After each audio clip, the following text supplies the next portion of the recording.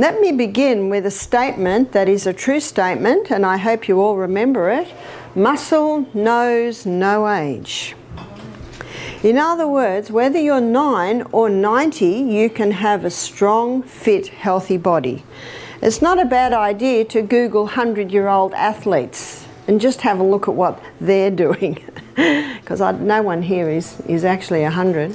Are you making critical exercise mistakes that could be speeding up your aging? Here are the top exercise mistakes that age you faster and important longevity secrets. I acknowledge if you work as a gardener and you're hoeing into garden beds and lifting, certainly there are some jobs where you are exercising a lot. If you're a personal trainer, you don't have to take a special time every day. But even massage therapists, they still need to do that daily exercise. Learn how to maximize your workouts and stay young no matter your age. Muscle recognizes no age. Thus, a strong, fit physique is possible at any age. My friend, Dr. Jonathan Gibbs, who earned a PhD in the benefits of exercise on cellular health. Dr. Gibbs discovered that morning exercise creates a capillary network the size of the Earth's radius. This large network of capillaries extends to the limbs, fingertips, brain, and eyes, improving vision, hearing, and total body function. Even just 15 minutes of exercise could have such significant advantages. This activity is referred to as high-intensity interval training, HIIT. It's called high-intensity interval training, or often called HIIT training. So where are these capillaries? They're in your extremities. They're in your fingertips, they're in your brain, they're in your eyes. So it increases eyesight, it increases hearing, it increases every single body function. Leviticus 17:11 states that the life of the flesh is in the blood. It moves blood. So yes, how excited was I when I found only 15 minutes? Well, let's have a look at this. The concept of HIIT was first established prior to the war, with certain German coaches adopting it on their athletes. However, most of this expertise was lost during the battle. The following crucial documentation came from Dr. Izumi Tabata, a Japanese trainer who trained with Olympic figure skaters. Dr. Tabata discovered that HIIT offered a competitive advantage. His routine consisted of 20 seconds of high-intensity exercise, followed by 60 seconds of recovery, which was done approximately 6 times. Now, in many gyms, they still have the Tabata protocol. And he was a trainer for his girls in the Olympic Games, and they were doing figure skating. And he discovered that if they did the HIIT training, they had an edge. So what did he do?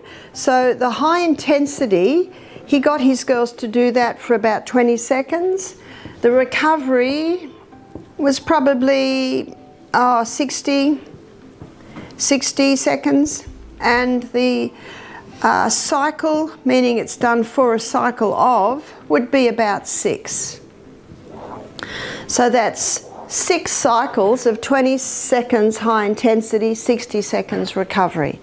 He found when it came time for the Olympic Games, they had an edge. They had an edge on the other athletes, and isn't that what it's all about? Everyone that goes to the Olympic Games is the best that their country has. And sometimes they win by split seconds. So finding something that gave his girls an edge was very important. I learnt about HIIT from Dr. Doug McGuff's book, Asterisk Body by Science Asterisk. Dr. McGuff, a heart specialist, incorporated HIIT into his program, prescribing 30 seconds of high effort, followed by 90 seconds of recovery, done 6 times. I discovered that this timing consistently gives the best results for the majority of people. Running, swimming, or racing up hills all require high intensity. Recovery time is also important. According to research, the best way to recover is to continue exercising, but at a lower intensity. Most of the HIIT training experiments have been done on an exercise bike.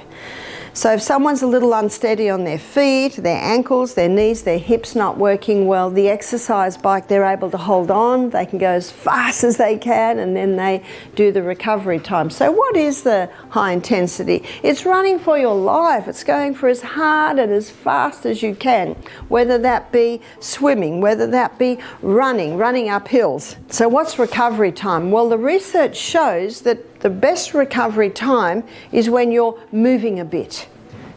So what I would do is I'd do my stretches. I can't do much because I'm all wired up. Stretching is my healing approach. After intense physical activity, I stretch, such as the 10 down, 10 up and 10 back, especially if the activities target my legs. The Framingham Heart Study, which followed 30,000 people from a small city over several years, discovered that by the age of 50, most people had lost approximately 40% of their lung capacity. This loss is due to a lack of activities that fully exercise the lungs. After a high-intensity 30-second burst, the lungs have been stretched wide open, causing the tiny bronchioles to work harder. For those who breathe exclusively through their chest, the lower regions of their lungs may go almost inactive. As a result, by age 80, many patients had lost up to 60% of their lung capacity. The study emphasizes that oxygen, the most essential factor for survival, is predominantly obtained through the lungs. Regular activity develops the heart, making each beat more efficient in transporting blood. That the more you exercise, the stronger that heart gets. And when it's strong, it doesn't have to beat much because every beat is so strong with the delivery of blood. It is said we only have so many beats per lifetime. So you can see the fitter the person, the longer the life. And I'd like to suggest the better quality of life because of what exercise does to the body. It is believed that the heart has a finite number of beats in a lifetime. Therefore, a fit person with a stronger and more efficient heart may have a longer and higher quality of life. This idea is backed by the Framingham Heart Study and other studies that show that daily exercise can prevent or restore lung capacity loss. Progressive acceleration of cardiac exertion, where one exerts themselves more intensely with time, plays an important part in this procedure. Additionally, many health professionals emphasize the need of being hydrated. On an extremely high carbohydrate diet, extra glucose is stored as fat when glycogen stores are full. High-intensity exercise has a substantial impact on this process. It can help revert the conversion of excess glucose to fat by improving cellular activity. That when excess glucose is going in, it's stored like a little bunch of grapes, and they're little bunches of glucose just waiting there. And I'm sure they were used on your morning walk, on my morning exercise this morning, because we only gave you broth last night. It is critical to recognize that there are two basic metabolic pathways involved, an 8-step process and a 20-step pathway. The 8-step approach acts slowly, but the 20-step pathway operates quickly. So here's the cell. We've looked at the cell a few times this week, and the glucose goes in. It goes through a 20-step pathway, and the 20-step pathway gives us 2 units of energy. The end result of the 20-step pathway is a chemical form of glucose called pyruvate. The chemical form of glucose called pyruvate is fed into the powerhouse, called the powerhouse because this 8-step pathway delivers to us an impressive 36 units of energy. We looked at the fact that this is an anaerobic pathway. Anaerobic pathway is the 20-step pathway, meaning no oxygen. It produces energy by the process of fermentation, whereas the 8-step pathway is an aerobic pathway because it uses oxygen. Both routes accelerate with severe exercise, such as full-out running, cycling, or swimming. However, a rate-setting enzyme keeps the 20-step pathway faster than the 8-step pathway. This increases pyruvate production beyond the 8-step pathway's limit.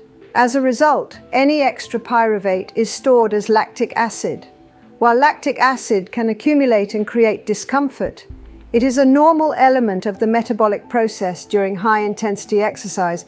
One of the most impressive parts of high-intensity interval training, HIIT, is what happens during the recovery period. We all value recovery time when we grab our breath and let our bodies rest. During this time, the liver transforms lactic acid back into pyruvate, which is subsequently supplied into the mitochondria, the powerhouse of the cells.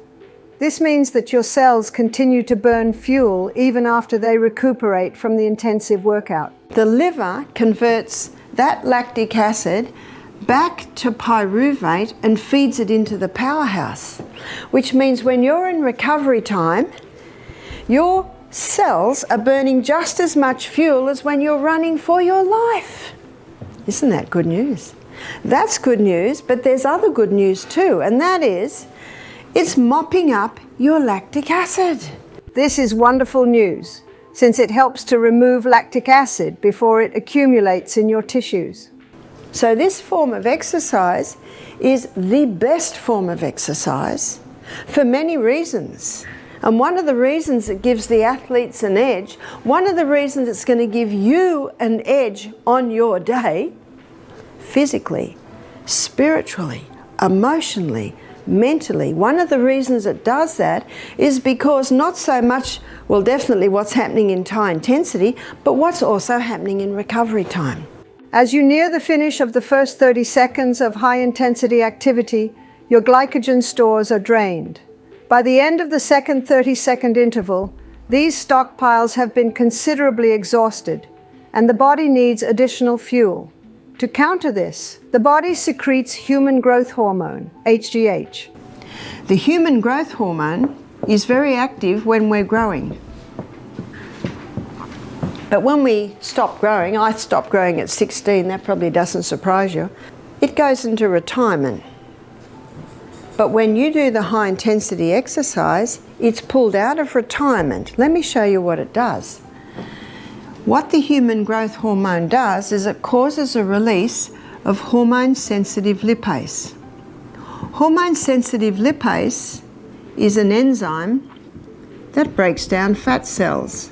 As mentioned, pancreatic lipase breaks down long-chain fatty acids, while sublingual lipase breaks down short and medium chains. High-intensity exercise releases hormone-sensitive lipase, targeting fat deposits. This makes fat the body's most efficient fuel. HGH helps the body digest protein and boost skin blood flow while decreasing aging. No wonder the movie stars pay $1,000 a week for this human growth hormone, because their profession is dependent on them looking good, and you can see this helps you look good. Well, I'm offering it to you cut price today. 15 minutes high-intensity interval training a day will cause a release of that human growth hormone, and that human growth hormone will remain active for 24 hours. I advocate rebounding on a little trampoline to maintain HGH levels. Rebounding works because it helps build strength by fighting gravity, like push-ups and infants' natural motions. This workout efficiently builds strength and fitness. 3 factors make rebounding, or jumping on a mini trampoline, an excellent training approach. Initial force is gravity's opposition.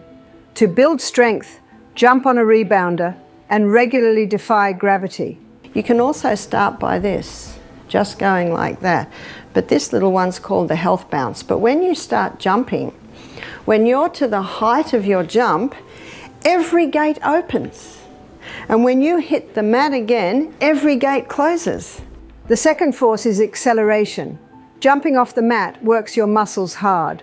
Third force, deceleration. A sudden slowing at the apex of your jump feels like being forced back into your seat during an aviation takeoff or landing.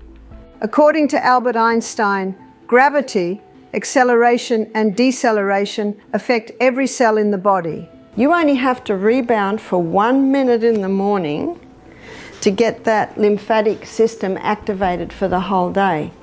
And once that lymphatic system is activated, Every movement you make, just scratching your head, turning around, it's keeping the movement going. The continual challenge strengthens every cell in the body. Calf muscles, termed the second heart, pump blood back to the heart. These muscles are significantly engaged during rebounding, which increases venous return and reduces varicose veins. In fact, rebounding for 1 minute in the morning can boost the lymphatic system all day. Movement is good for health, even on a rebounder. With a rebounder, health balance is explained. I prefer not to use it to avoid dependency, but if stability is an issue, start with a rebounder with a frame. Even simple rebounder exercises like health balance can develop calf muscles. 2 or 3 inches off of the mat and really push down. As you can see, I'm flexing from the hips. While rebounding works the legs, it also helps the upper body. And you might say, well, Barbara, most of your work is being done with your legs.